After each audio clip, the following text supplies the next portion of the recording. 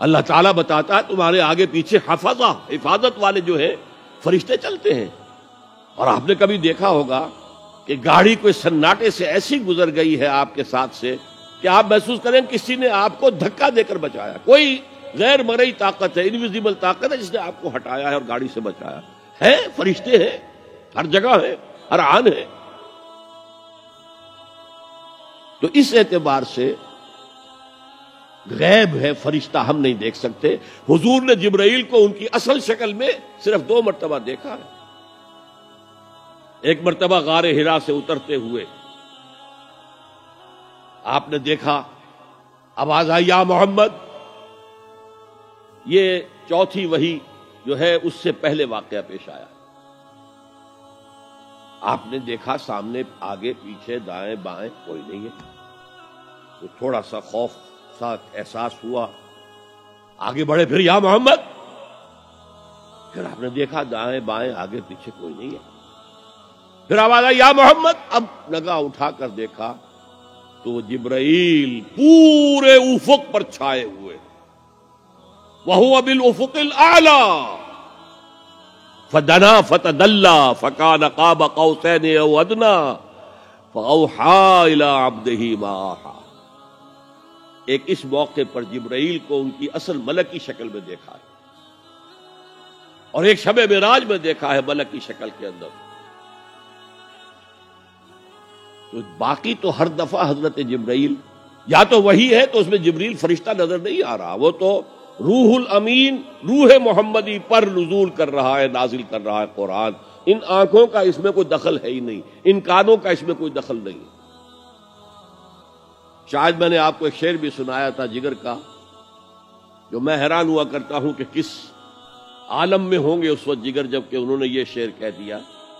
واقعہ یہ ہے کہ وہ بہت شراب پینے والے تھے، لیکن جب شراب سے توبہ کی ہے انہوں نے تو پھر جو شاعری انہوں نے کی ہے وہ بڑی پاکیزہ شاعری.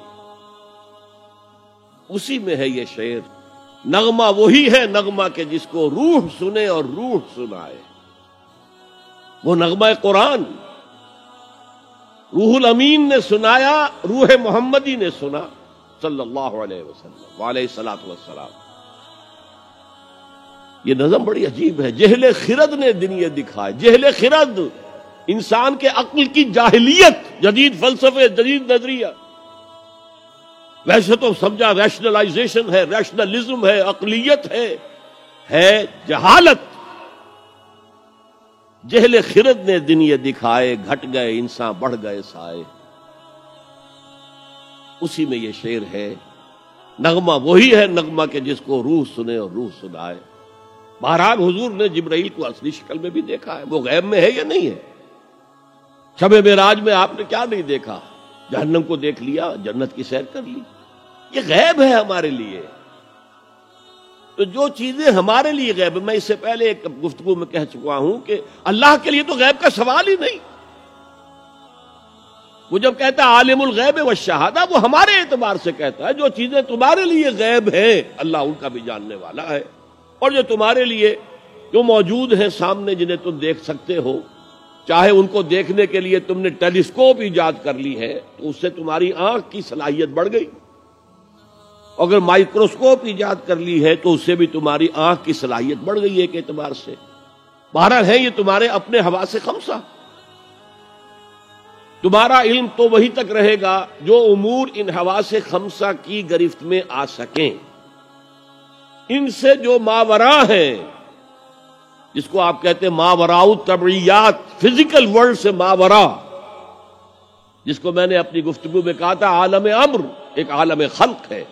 ہماری ساری سائنس، ہمارا سارا مطالعہ، ہماری ساری علم جو ہے وہ عالم خلق سے متعلق ہے، عالم امر سے کوئی تعلق ہی نہیں. عالم امر سے تعلق رکھنے والے فرشتے ہیں اور انسان کی روح ہے.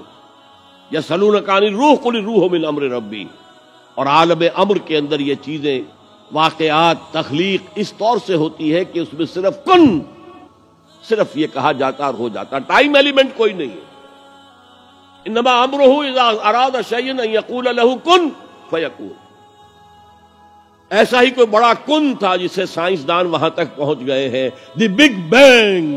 کوئی بہت بڑا کن تھا اللہ کا جس سے کہ اس عالم خلق کا خليل بالقرآن هو إمامنا على هداية الله